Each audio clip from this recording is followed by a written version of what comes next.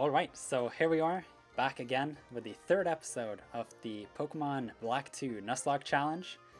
Last time I got two new Pokemon here.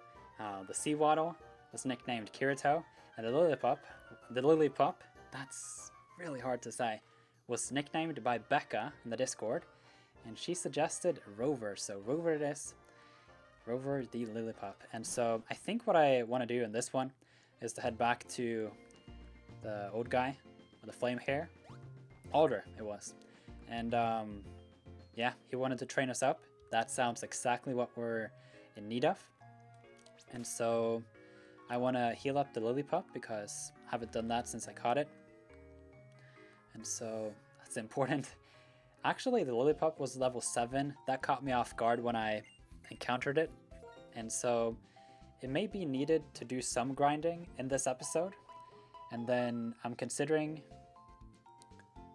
I just had a thought. It was something like, I was hoping that I could do some of these recordings in advance. So that, for example, I just recorded the part 2 that you probably saw if you're watching this yesterday, but it's just 10 minutes apart. But if I schedule the videos, I can't do live streams because then there will be spoilers, so I need to figure out something with that. I think then that it's likely that I'll do more offline grinding than I thought, but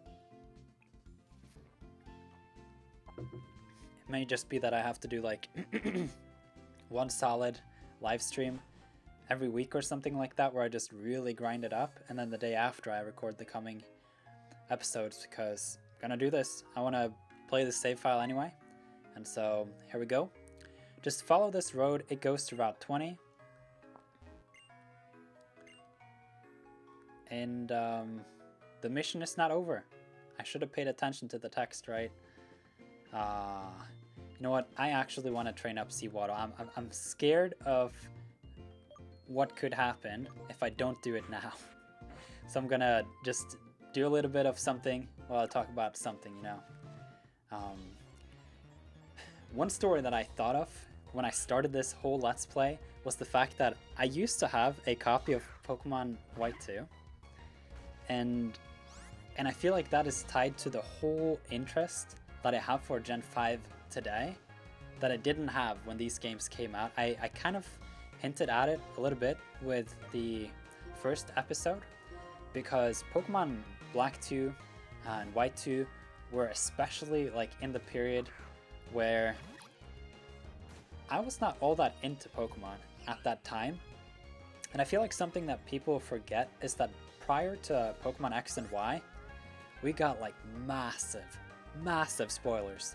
We literally had the whole game uploaded to the internet in video form that in those days, not like you can just ROM hack it, but the Japanese games came out like months, even like half a year to a year before the English games, and it was even so that things were delayed in Europe. It was weird. Like, it had different release dates, and it was like, you know, so when X and Y came out, that changed and it was global release, and so a lot of what was exciting about Pokemon back then was literally like coming together as a group of buddies and just playing the game, so when I don't even know what this part of school is called, but like lower secondary, something like that, 9th grade to 11th grade, something like that. That was like a very low point for me, especially coming off of that like mountain that was Pokemon Heart Gold and Soul Silver. Those games were massive. Like, if you lived when those games came out, it was a big deal.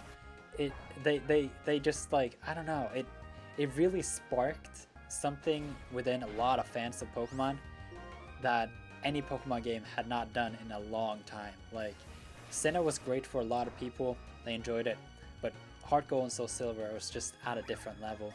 It had everything, and that, whoa, I'm really branching like into a lot of topics I could go off of here.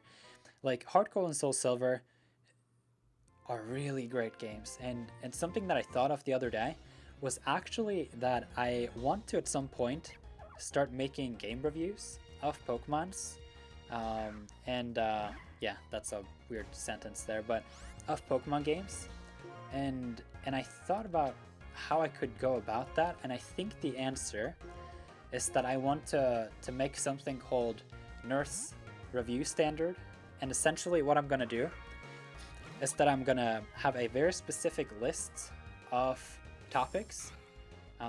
For example, native Pokemon and Pokedex, and that will be like a bracket that, not a bracket, but like it will be a criteria that I'll evaluate the game based on. So what I'm thinking now is that I should do something like a scale from 1 to 5.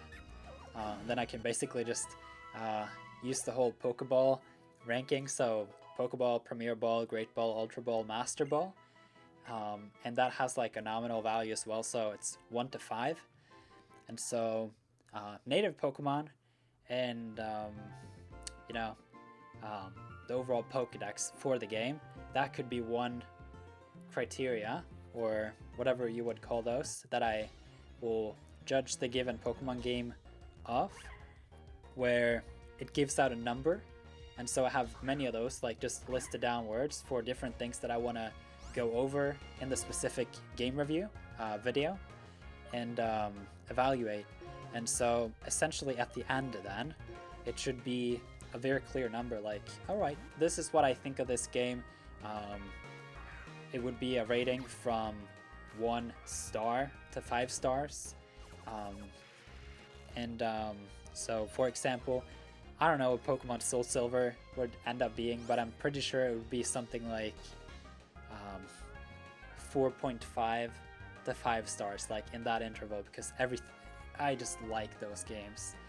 And then the last like detail there that I could think of now was that I think having a review series of something where I just dive into Pokemon, share my thoughts about things, can be really interesting, on top of just putting the nail in a specific year. And so I think it would be great to have like a 2020 review of Pokemon Heart Gold and Soul Silver, and just make that Nirth review standard, and just have those points, like the number scale for each of those, like, I don't even know what to call them, but that's something that I've been thinking about. I think that would be great,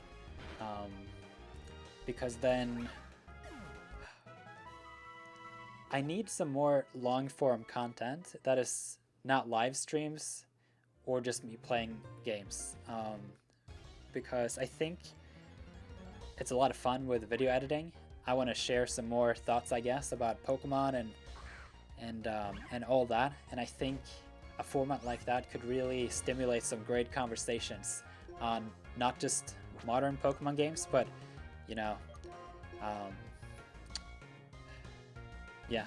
older games as well, and where they stand in each year. So I can, for example, find myself making a 2020 review of Pokemon Heart Gold and Soul Silver, and in 2024 do another like 2024 Heart Gold and Soul Silver review 14 years later, whatever it is.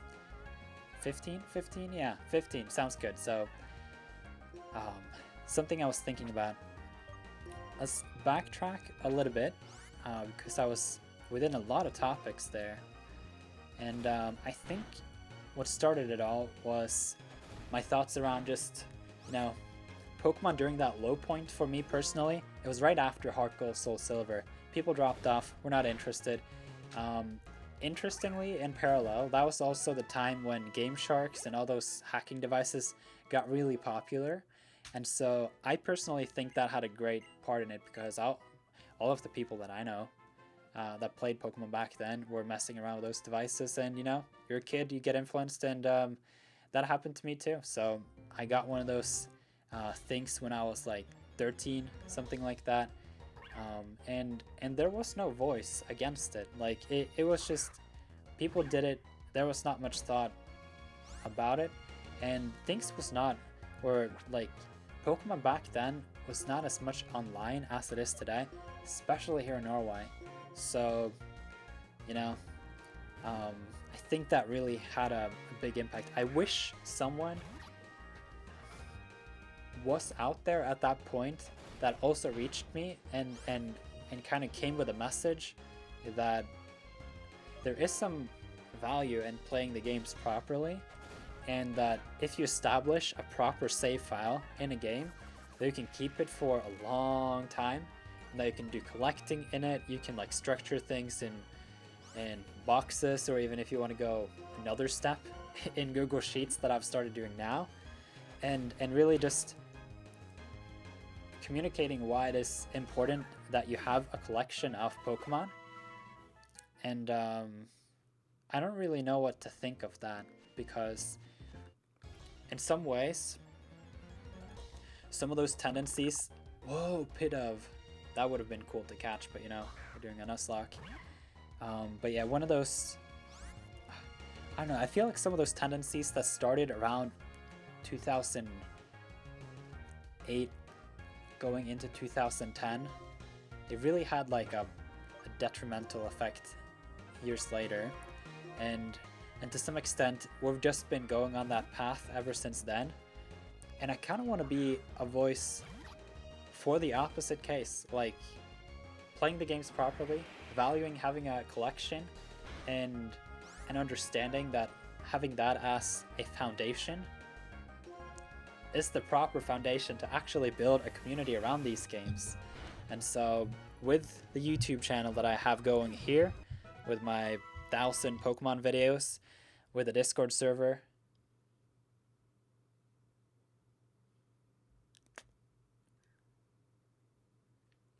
I don't know what happened.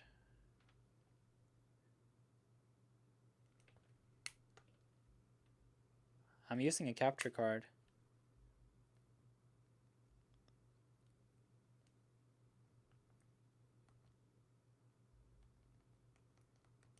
And it crashed.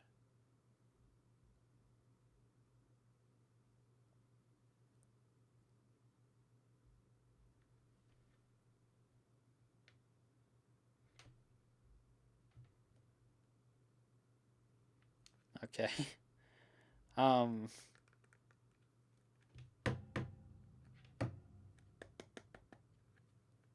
Okay.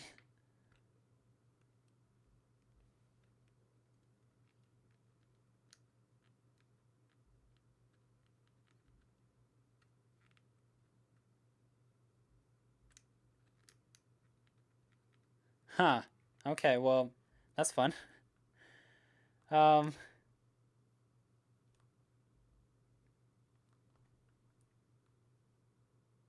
man, that means the grinding was all for nothing. Oh man, you know what? I think... Okay, just to make sure that this won't happen again, let me just like clean the pins.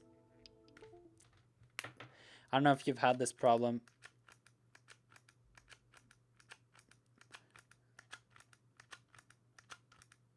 But it is possible to just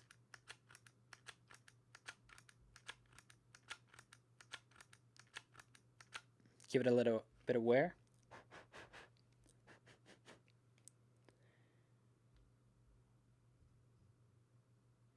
And hope that it will read better this time. That was disappointing, but you know, it is what it is. I guess also we were just training with very low level Pokemon. So I can just head over to the ranch, try to be a little cautious with my HP bar, and just really play it out there, because we saw level 7 Lillipup and whatnot. So let's see where we saved last time.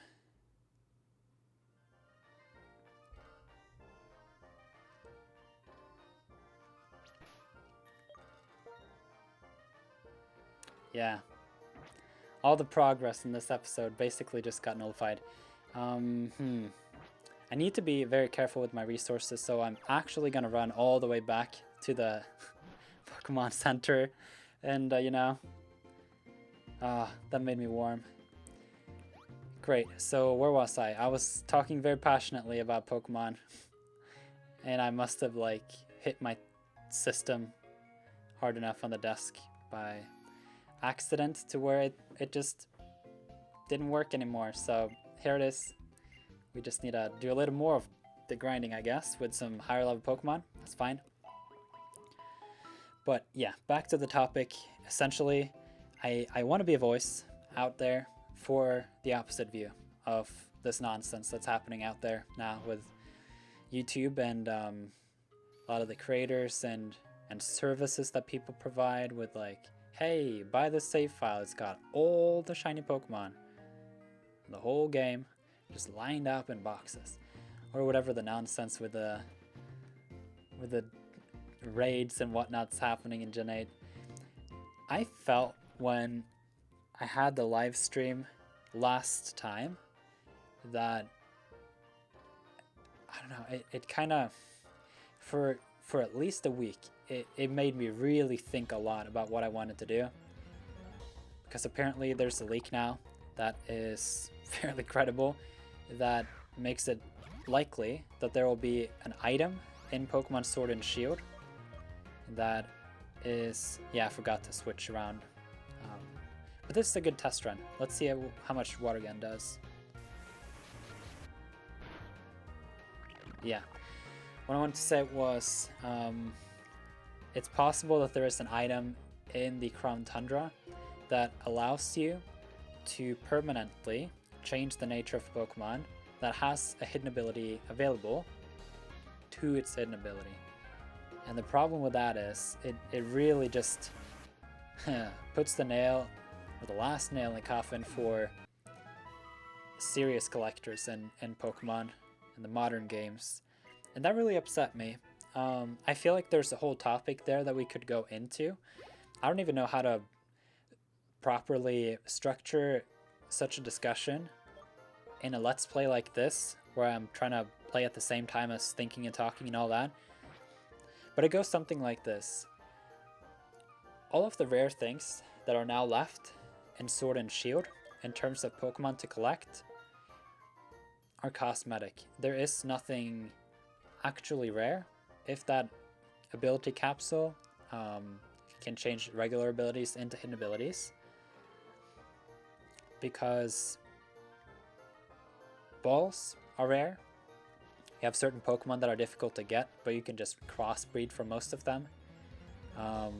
There are some raids that are pretty difficult, but that doesn't really matter because you can just use the ability capsule.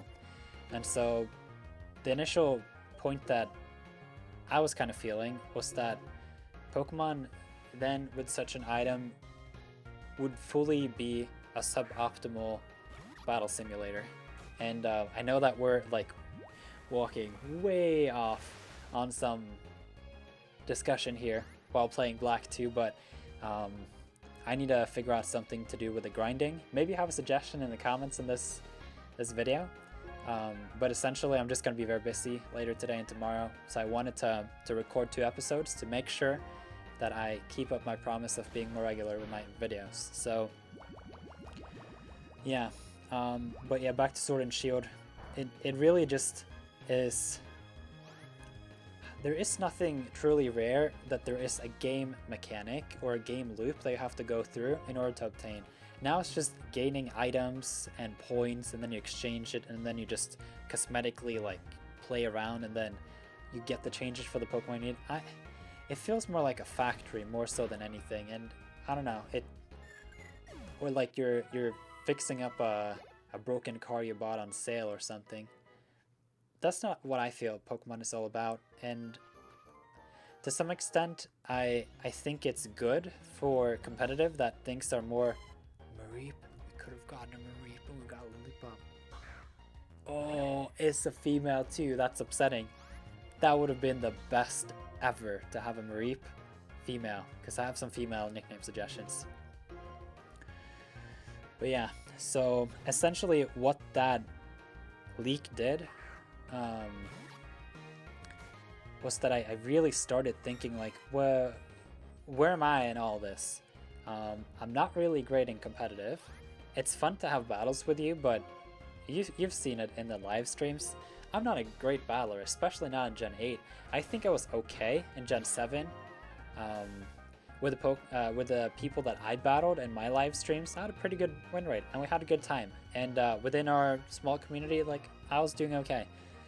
But I feel like it's something different if Pokemon now moves away from there being actually rare Pokemon that you can get, and like cosmetic things are great. Not taking anything away from that. It's just when that is the only thing that's left, then what? Because having a hidden ability in older games is actually something valuable, because you can't just breed it or use some item to get it. You have to go into the game, you have to prepare certain Pokemon that you need to have when you set up a strategy for getting a specific Pokemon, and then you get the chance to catch it. Hey, we leveled up Kirito. For example, what is my Beast Ball Beldum with hidden ability worth in a Sword and Shield game, assuming that Beldum would be available, with such an item? Like, it makes no sense for me to want to breed over that and trade with other people. Like, it's just, whatever. They can just go catch a random Beldum with a Master Ball even. I don't know. That was weird. No, that doesn't work. Let me think a little bit. Well, anyway, they don't have to SOS for the hidden ability, and they can just do whatever Beldum encounter is possible and just reset their game, and then at some point they get the Pokemon in a Beast Ball or whatever. That doesn't work in Ultra Sun Ultra Moon, where you can actually get a Beast Ball Beldum with hidden ability, which is stupid hard. Like, I can explain that to you in here. I did it. I was very lucky. Essentially, there is a 95% chance for you to capture a Beast Ball Beldum at level whatever it is at Mount Hokulani. It's a 1 in 4 or 500, I believe, when you have full swiped it to 1 HP. You can't status because that will break your chain, and you'll be less. You'll have to spend more time to look for a hidden ability Beldum. And so I know Beldum is kind of a stupid example in some sense, because why would you want a hidden ability Beldum? But I'm just trying to make the point that Pokemon could implement game loops, actual strategizing that you need to put in place in order to get something actually valuable, instead of just having some items that you can farm and then like just imagine, like with Sword and Shield now, with the item maker and all that, people can just use that, what is it called, the watt farming thing, and like do that whole thing and get hundreds of thousands of watts from just messing around with the game. And then you can get all the items, because you can buy things with the watts, and then off you go. And I don't know, it doesn't feel like a Pokemon adventure to me to go around and gather items. I want to be on an adventure with my Pokemon and like do things. And so that's why I think that putting an importance on gameplay loops is a really important thing. And by gameplay loop, I mean there is something you have to do within the game where you actually use your Pokemon, or have an actually interesting feature. Just changing the data of your Switch to like farm was, it's not fun. It's not even inside the game. And so that's one example there with a Beldum. Can you imagine if that was how you got like an actually good hidden ability Pokemon, and you had to go through all that? Obviously Beldum is legendarily hard to capture. It's got a 3 in capture rate, which means essentially Mewtwo and all the other legendaries that are impossible to catch, where you just do it over and over and over, and at some point you get it. On top of that, Beldum has to be SOS changed, or SOS chained, to be able to appear with its hidden ability. On top, it only has one move, and it's Takedown, so it takes damage if it allows for like if it actually hits you. So you have to have a ghost type of false swipe, and then you do, and you need a lot of Lepa berries to get through that without switching out, and it's just you have to actually play the game to get something hard. And I feel like in some sense, without anything like that in Sword and Shield, you kind of have to just sit back and just think like, okay, well, Pokemon are making these changes. To some extent, I'm fully in support of them making their games the way they want them. It's their IP and all that, and if they at some point make it so unplayable that I'm not interested anymore, then that's it. That's fine. I got 20 years of Pokemon games I can still enjoy from the main series games. I like Pokemon cards, plushes. I like the universe. It's just, you know, some minor changes with the modern games that make things less interesting. Whoa, we could have gotten a Riolu. What the? And it was a female. Now we got Lillipup. Man, Rover, you're getting some tough love, but you could have been a different Pokemon, you know. Actually, I am scared. I can't do this. Oshawott is like hurt. Couldn't get away. Foresight. You know what? This is time for Rover. Rover, show yourself. I believe in you. Level 7 against the Riolu, which I do believe is a pure fighting type. So normal type moves should be okay. It has quick attack, foresight. Shouldn't have a third fighting type move that one hit KOs with like a super effective thing, right? Quick attack. Alright. Tackle. Now we can give Rover some experience as well. I don't even know if these thoughts that I shared in this episode are all that interesting to you, but I think if you have liked the first 3 episodes now of this Let's Play, I think there's more good stuff to come. So I hope that based on what you've seen so far, it would be great to have like a comment just letting me know with some feedback on how you feel like it is, because I think for me personally, this is working. If this somehow is something that you're all interested in, that would be epic, because it essentially takes me a little bit more time to record. It takes me a little more time to fully make the video ready and published than it takes to record it, and that would be splendid, because I really want to play through this game. I would love to share my adventure with you. Try this Nuzlocke challenge, and whenever that fails, unless I somehow magically am able to like persevere and push through and like, you know, go through the whole challenge and survive it, then afterwards it's collecting time anyway. But I do feel I have a lot of topics to discuss in this series that I elsewise would just sit in a chair and talk about anyway. So I think in a way, if I want to talk about it at some point anyway, doing it during a Let's Play seems like a good idea. And you know what? Who knows? Maybe you really, really like this kind of style of video, and we can start really having some fun, because I want some... I'm gonna get Soul Silver to me here, not too long. And so essentially, what that would allow is for another Let's Play, another Nuzlocke, because these are fun. I like the challenge. There's a little more thinking than just button mashing, and a little bit non-thinking. Hello, Kirito, what is going on? I thought somehow this level 2 Pidove was not scary. It was scary. It had Gust at level 2. Who would have thought? Who would have thought? Oh, great to have Aussie here helping with this level 2 Pidove. Now I have to go back into the Pokemon Center unless I want to sacrifice a potion. Yeah, that was not a good idea. I should really just stick to using Oshawott and really level up the Seawaddle. And so I think what I would like to do is for these Pokemon to be leveled up to like level 15. I think also what I'm probably gonna do here is to... I'm very torn on, like, I want to make every single second count in the Let's Play, so I just have everything from start to finish, even though it will be a little bit of grinding. and I'll have to do some live streams at some point with some major grinding.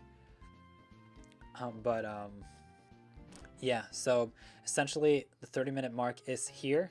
I'm unsure, like, I'm thinking to myself, like, should I just start another episode and continue the topics of this episode, and, you know, just do some more grinding. This episode was just all grinding and all talking.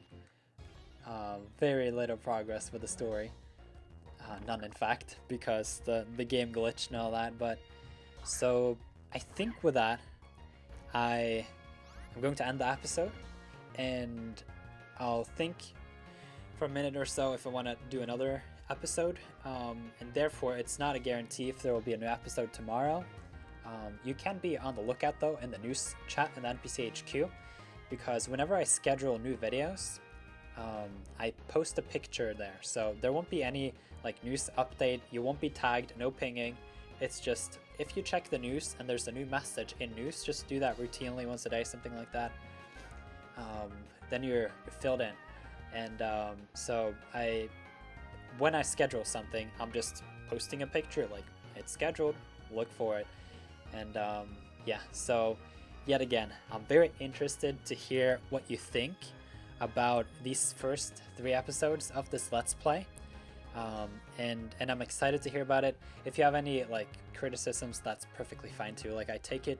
I want to do a good job of this, and so yeah, those are my final thoughts. And you may subscribe and help the channel grow to 100,000 subscribers. That's the goal here. So peace out. Thank you for watching.